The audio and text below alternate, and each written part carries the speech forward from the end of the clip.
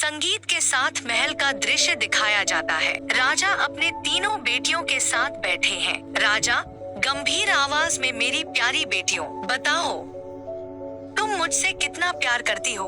बड़ी बेटी शानदार कपड़ों में मुस्कुराते हुए, पिताजी मैं आपसे सोने के खजाने जितना प्यार करती हूँ। राजा खुश होकर, वाह बहुत अच्छा।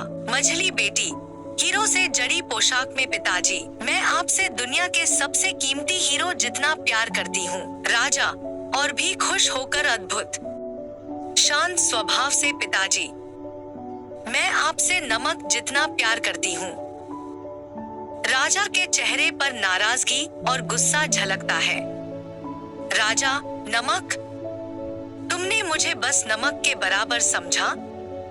यह कोई प्यार की चीज है? जाओ, तुम इस महल में रहने लायक नहीं।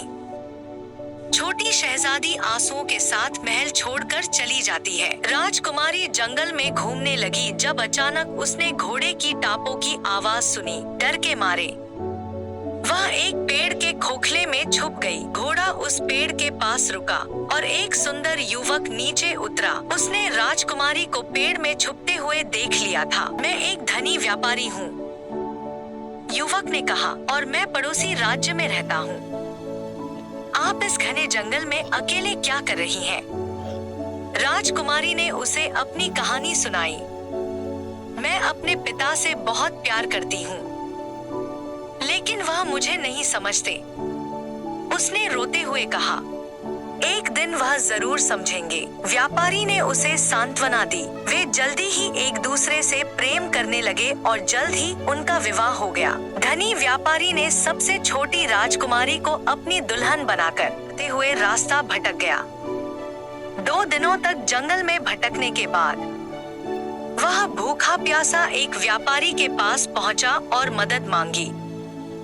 व्यापारी यह जानता था कि यह राजा और कोई नहीं बल्कि उसकी पत्नी का पिता है, लेकिन उसने कुछ नहीं कहा। मैं आपके लिए भोजन की व्यवस्था करता हूँ, महाराज, उसने कहा। फिर व्यापारी अपनी पत्नी के पास गया और उसे अपने पिता के आगमन की सूचना दी। राजकुमारी ने खुद खाना बनाने का निर्णय लिया और रसोइयों को छुट्टी दे दी। कुछ समय बाद राजा के सामने भोजन परोसा गया। भूख से तड़पते हुए राजा ने तुरंत खाना शुरू किया, लेकिन खाने का स्वाद बिल्कुल बेस्वाद था। यह क्या है? ऐसा खाना तो कोई खा ही नहीं सकता, राजा ने कहा और रसोइये को बुलाने की मांग की। जैसे ही रसोइया सामने आया, राजा ने देखा कि वह और कोई नहीं बल्कि उसकी अपनी बेटी थी।